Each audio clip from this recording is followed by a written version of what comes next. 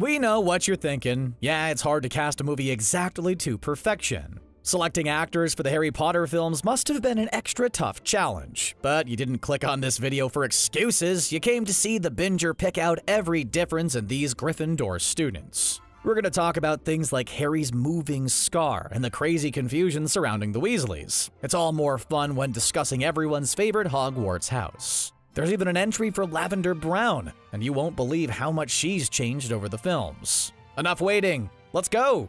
Excellent. Really excellent.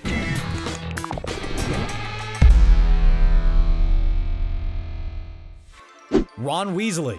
Ronald Weasley is a one-of-a-kind friend whose courage expanded with each book. I'm Ron, by the way.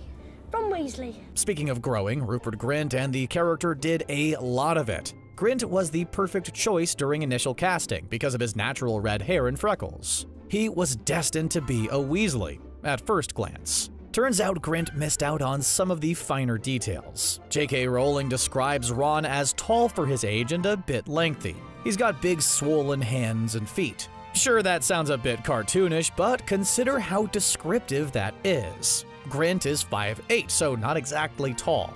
As he grew up, he also put on more muscle, which no one seemed to mind. I have to admit, I thought I was going to miss that last one. Still doesn't exactly scream Ron Weasley, though. Nobody knew how these kids were going to grow up. Picking a child actor to grow into these roles was always a roll of the dice. Plus, it's hard to nail a Weasley's wilder characteristics. Every one of them has a different amount of freckles and build, but it looks like it all worked out. Fred and George Weasley. He's not Fred, I am. Okay, we wanted to keep this list focused on Gryffindors from Harry's year, but seriously, you can't avoid the Weasley twins. I'm only joking. I am Fred.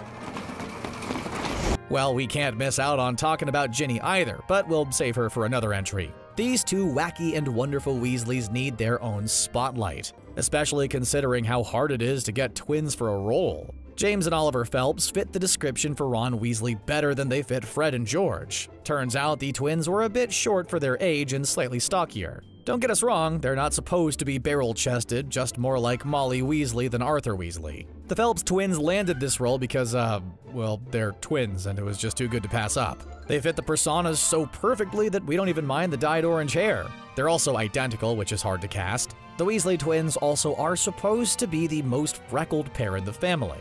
It's a markable detail that we don't get out of the actors, but we'll let that pass as well. Ginny Weasley. The Doctor! Honestly, it's hard to judge Ginny on her appearance in the films compared to the books, mostly because we hardly ever see Ginny in the movies. Okay, so pointing it out is a bit rude, but can you blame us? Ginny's supposed to be an energetic and lively kid around friends, but we never actually see it. In the movies, we only see her around Harry, and she plays shy like the character would. We're just gonna move on. The books describe Ginny as having freckles and vivid, flaming red hair. Well, she definitely lacks that face full of freckles. For such a big part of the Weasleys' calling card, the filmmakers really didn't seem to care about that. Her hair is also more muted than the vivid, flaming imagery we get from the Rowling character. It sounds like she isn't really much of a Ginny, but consider how she did in the role. If you look at the whole Weasley family as one casting decision, then it's perfect. They look like a real family. That's the real accomplishment here. Dean Thomas. If you're from across the pond in the United Kingdom, then you probably never knew much about Dean Thomas in the beginning. Dean is barely a footnote in the Philosopher's Stone. In fact, the American print of the first book describes Dean Thomas as a Black Londoner. It was the only real detail we got early on, but director Chris Columbus ran with it when casting. Dean had way more detail about his character in the early drafts of the first book, too. His description was longer and his backstory was more filled out. Of course, not everything makes it to a final draft, and Dean's backstory was on the chopping block. As best as we can tell, actor Alfred Enoch is precisely how you should picture Dean Thomas. Enoch told a lot of Dean's life through his facial expressions and small scenes. It turns out Dean lost his father at a young age and had no way of proving his true wizarding bloodline. He even missed his 7th year, too. You'd only know it from the books, but Enoch helps squeak out tiny details. Seamus Finnigan. Seamus Finnigan will always be known for two things: his thick Irish accent and his ability to accidentally combust. It was a running joke in the first film that never went away. Despite that fact, Seamus never shows any ineptitudes after that shaky start. You're here for book Finnigan though, so let's get into it. Devon Murray had one thing going for him when he was chosen for the role. He had that perfect Irish accent that the team was looking for at the time. I have rabbit, harping home. Turn this water into rum. There's only one problem. Murray's hair is noticeably black and was not going to change anytime soon.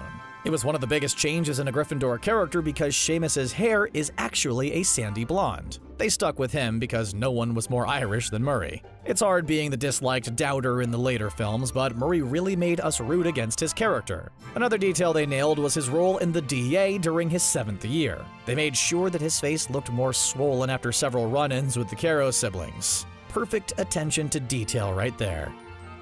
Harry Potter. Finally, the boy who lived come to be criticized. Wait, do we sound evil? We should try to stay away from paraphrasing Voldemort, right? We don't want to give the wrong impression. That's a great idea. We have looked at a lot of things Harry's done, but we do not discuss his looks all that often. No, we're not referencing the fact some people confuse him with Elijah Wood. Hey Daniel, good to see you. Always nice to meet a fan. That's not even true, we just wanted to toss a BoJack reference in this video. The truth is that Daniel Radcliffe was an excellent choice for the role. Still, he had trouble fitting some of the finer details of the character. He fit Harry's stature and nailed the straw-like hair during the first couple of films. The trouble is, things changed over time. As directors came and went, they all messed with the location of the lightning bolt scar. On top of that, Harry never had the green eyes the book details. The crew talked about contacts, but that never worked out when they tried them. Hey, at least he nailed the acting. The Patel Twins. Hello, boys.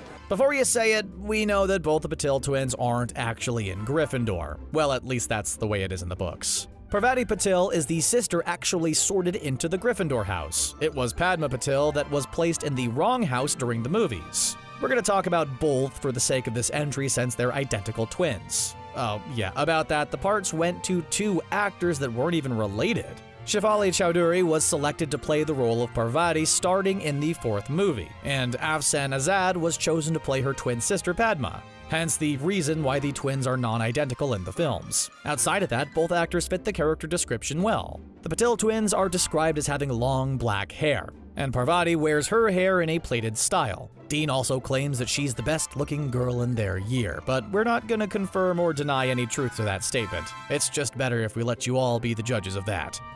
Neville Longbottom. So, Rowling says that Neville resembles his mother in a lot of ways. He's got a round face, check. He's a little rotund, check. And of course he's got blonde hair. Wait, what? Neville was supposed to have blonde hair? Should we have known about this? That's a big difference in the character and actor Matthew Lewis. Oh god, this is Seamus all over again.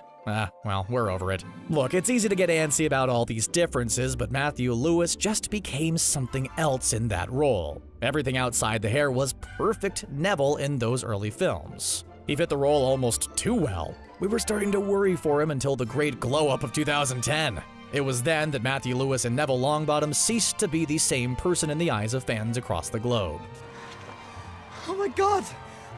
Do we even need to point it out? You know by now that puberty was very kind to Matthew Lewis. And apparently it was not the case for Neville. Sure, Neville grew as a person and found his courage, just no fictional glow-up happened.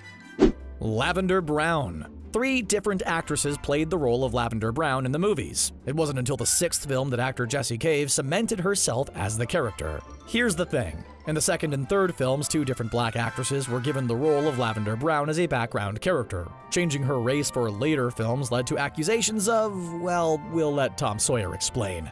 Say, let me whitewash a little. Think I'd let a dude whitewash? Yeah, it was a huge deal at the time. It became a problem because there's no physical description of Lavender in the books. She could be anyone the director wanted her to be at that point, which is also what created the issue in the first place. See, in films, the crew will often give background characters names to make stage direction easier. Instead of saying student number 3, you call her Lavender Brown, and then they get a named role. The first couple of films were made before the 6th book came out, and the filmmakers had no idea Lavender Brown would actually get a speaking role, hence the new casting some years later. Hermione Granger. I'm Hermione Granger. And you are? Emma Watson is Hermione Granger. The two will be forever linked until the end of days. We can't help but watch the scene in Perks of Being a Wallflower and wonder why she's not at the library studying. That's how ingrained Watson is with the role. Nevertheless, there are discernible differences between Miss Watson and Miss Granger. The first film is the closest we ever get to a true look-alike. Hermione had the bushy hair and big teeth, and Emma Watson even memorized all the lines before hers. Things gradually changed after that, though, but for a good reason. There was a motivation to change the character as she grew up and matured. For instance, Amy Poehler changed her character in Parks and Rec, Leslie Knope, as the years went on. The same thing happened here. The character was growing more and more confident in her skin, and the actress wanted to show it. Not to mention, they could never really get the fake buck teeth just right. They made line delivery too challenging and looked really cartoonish. We don't mind the artistic liberties, they worked out. Phew! We got through that whole list without dissing any characters. Did we forget your favorite Gryffindor? Share your thoughts in the comments below. Of course, you can like this video and subscribe to keep in touch. Subscribers to The Binger enjoy video uploads daily. Thanks so much for watching.